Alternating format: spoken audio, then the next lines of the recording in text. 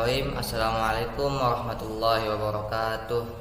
Perkenalkan, nama saya Muhammad Novel Gifari, umur 17 tahun, asal Luhut Timur.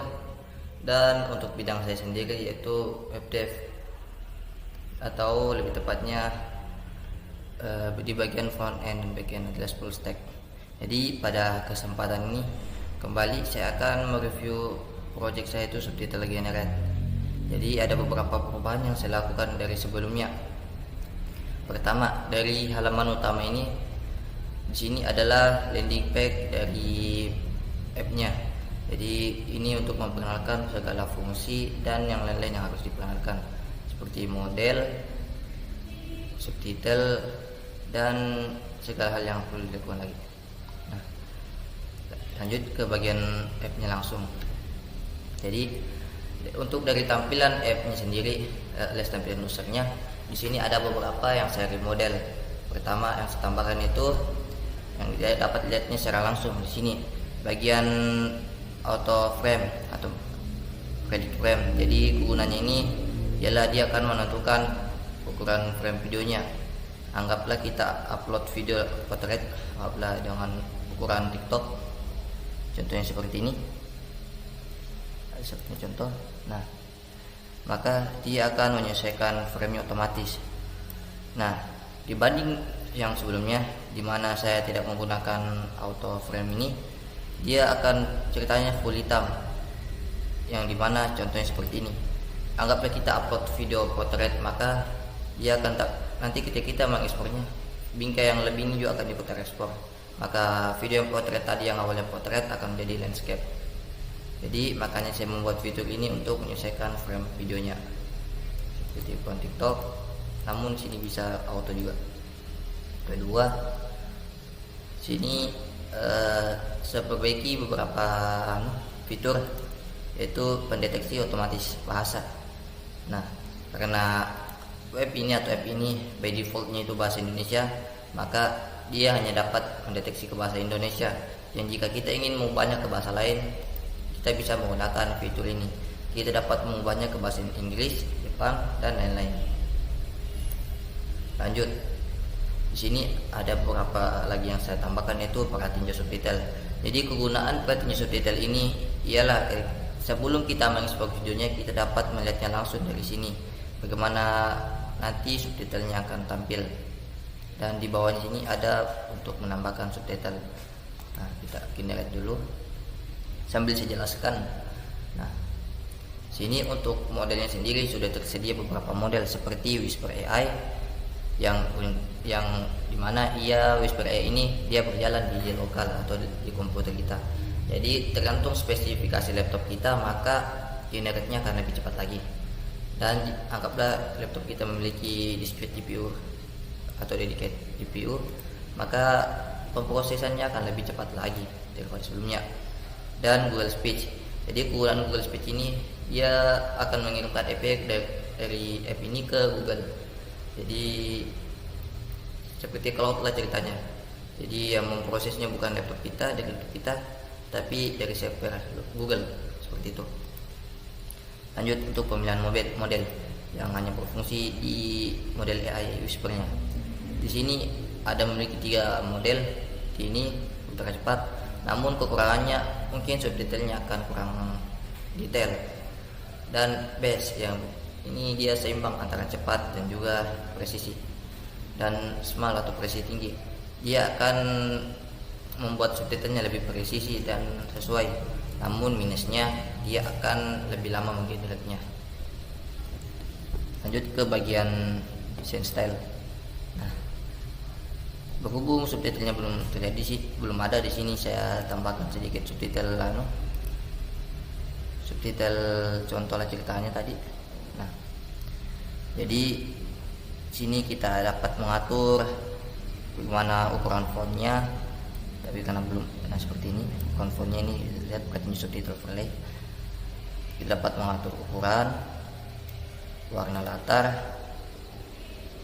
dan warna teksnya, dan juga posisinya, dan transparannya juga kita bisa atur, bisa gelap tenang. Dan saya membuat ini menggunakan full library yang menggunakan yang gratis dari Whisper, Google dan Force semuanya. Namun untuk Force AI ini yang offline ini dia juga nanti akan berjalan ke lokal lah ceritanya atau di laptop kita, namun masih belum bisa saya selesaikan, belum saya sempurnakan karena masih ada beberapa yang belum ada di lab yang harus saya lakukan, seperti misalnya library yang dibutuhkan.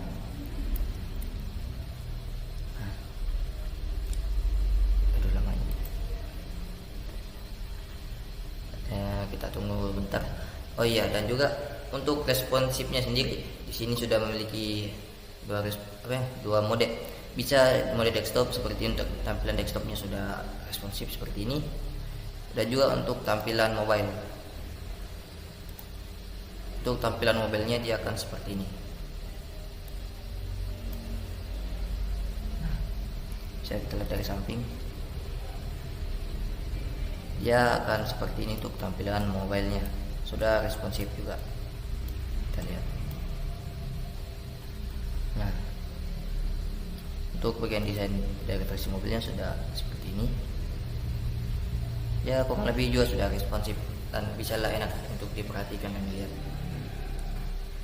Berhubung subtitlenya sudah selesai, kita oke.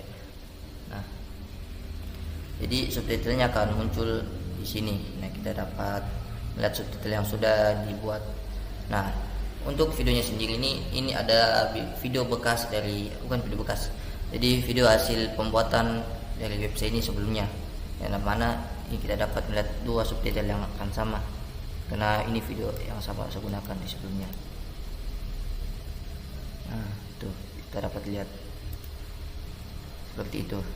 Nah, anggaplah sini saya buat subtitlenya besar dulu untuk menutupinya seperti ini. Nah, dan juga ketika kita mengekspornya sudah dapat ekspor. Oke, sudah terekspor.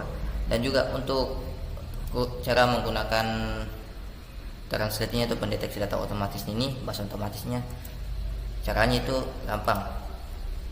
Ada dua cara. Pertama, sebelum mengekspor video yang tadi yang saya sebut ini, kita bisa memilih bahasanya.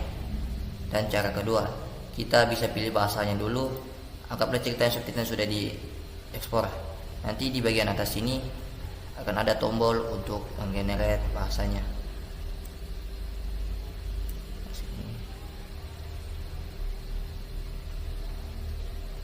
Nah, bagian terjemahan ini guna tombol ini untuk menggenerate subtitle yang sudah ada dari bahasa Indonesia. Nah, kita tunggu dulu merender videonya. Nah, selesai. Kita install. Nah, videonya sudah jadi. Kita dapat lihat videonya dari sini. Nah, ini dia. Kita buka. Nah, kita dapat melihat subtitle yang tadi saya sebutkan sebelumnya. Di bagian bawah itu akan muncul subtitle yang tadi sebut sebelumnya. Nah, kita lihat ada tulisan emblem, terbawah dan lain-lain yang sesuai dari suara dari videonya, audio videonya. Nah, untuk fitur translate-nya, sini anggaplah saya akan mengubahnya ke bahasa Jepang. Nah, karena videonya sudah dari generate, kita dapat menekan tombol ini saja terjemahkan. Nah, kita tunggu. Oh iya, karena di sini saya sudah membuat videonya dulu dalam versi bahasa Jepangnya, kita dapat melihatnya langsung saja tanpa menunggu. Ini bukan.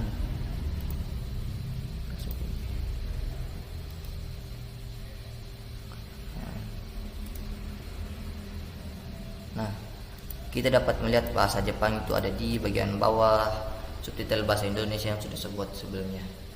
Jadi untuk fitur pengubah bahasanya ke bahasa lain sudah dapat berfungsi normal.